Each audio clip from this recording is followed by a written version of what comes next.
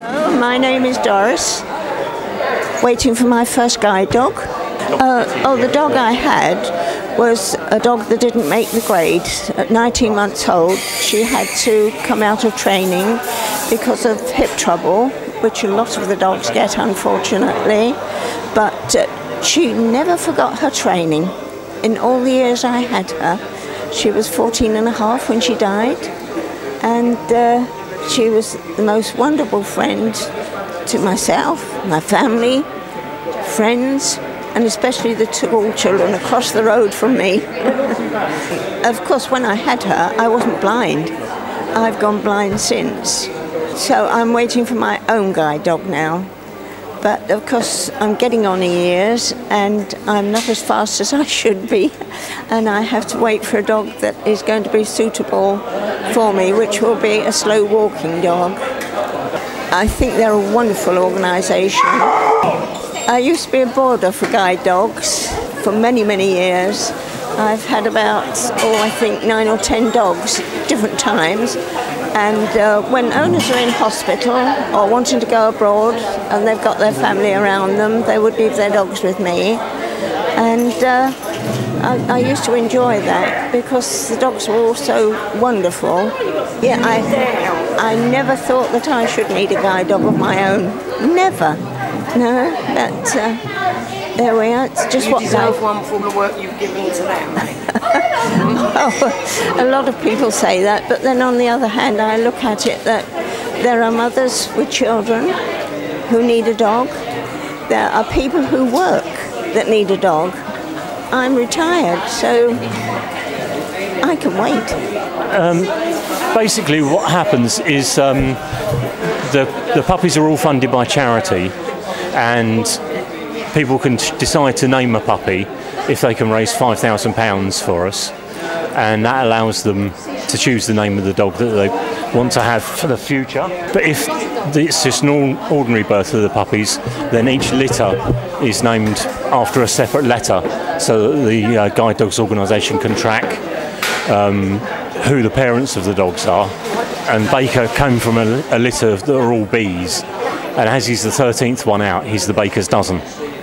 When the pups reach 16 weeks old and they have their last set of jabs, they then go to a puppy walker who will look after them for the best part of a year, and that's when they're sort of house trained and they're given basic meeting skills. They're actually put in harness and they get used to all of that, and they're taken out to places like racecourses or football grounds so they can meet crowds and they get used to being around large numbers of people.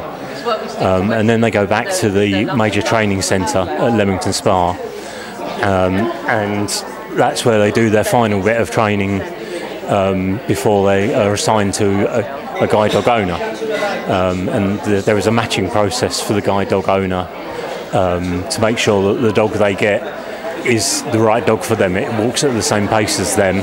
So, because you don't want a big strong dog like Baker with a small person who couldn't hold him back. So they gave him to a big lump like me who can hold him back. I went blind about 11 years ago. Baker is my first dog. I found I was getting slower and slower walking with white sticks, so I decided to upgrade to a dog. And I was matched with Baker down in Devon, where I was looking after my father. And then when I came back to Crawley, I just found that there wasn't a fundraising branch in Crawley, so I set one up. And I got diabetes when I was age 12, and I ended up losing my sight through diabetic glaucoma, which meant I lost my sight really quickly. And I walked for about 3 years just using white sticks. Because he's not in harness, he's sort of, and there's so many other dogs around, he just thinks he can play. But they do get to have fun as well, though, don't they? They do.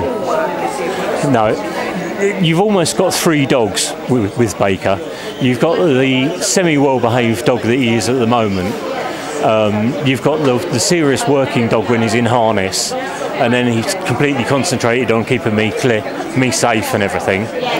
And then you've got the mad dog when he's not on a lead or on the harness and he's running in the park.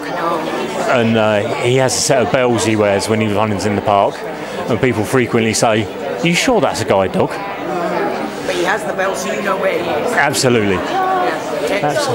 But there are quite a few rules that guide dogs have set up to make sure that the dogs are kept safe at all times. So we're not allowed to sort of throw balls or anything for them that they could choke on. And we're not allowed to throw sticks for them in case they fall over and hurt themselves. Yeah, and you can't see that. Absolutely. I'm very lucky because I was born and bred in Crawley. So I've got lots of friends around in Crawley who help me to free run Baker. And it helps for you to get around to know the area as well. Absolutely. Baker will walk in a straight line and keep me safe. But it's all right. I tell you where you are. Yeah, I can't sort of say to him, we're off to Starbucks today. And he just goes. Yeah. Although he does know certain routes, I can sort of say we're going to the post box or we're going to the pet shop, and he'll find that without any problem at all.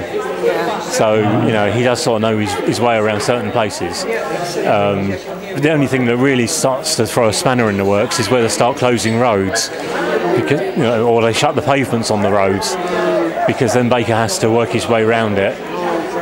And of course, I know nothing about where the roads are closed, so he's all of a sudden takes a turn and brings us to the edge of the pavement. I'm like, why are we doing this? So That's very hard. you either have to find someone to ask, or you just go with your dog. Yeah, no, I get that. He's a lovely boy though, and you have done an awesome job for this charity here in this area. Well, you really have. if we didn't fundraise, there wouldn't be guide dogs available for us when we need them. No. So we have our motivation there. Yeah, no, you do a wonderful job. Thank you. And I'm very proud to support you. I've supported you for a while now. You have. You've done very well. Thank you. We try. Yeah. Well done. Thank you very much.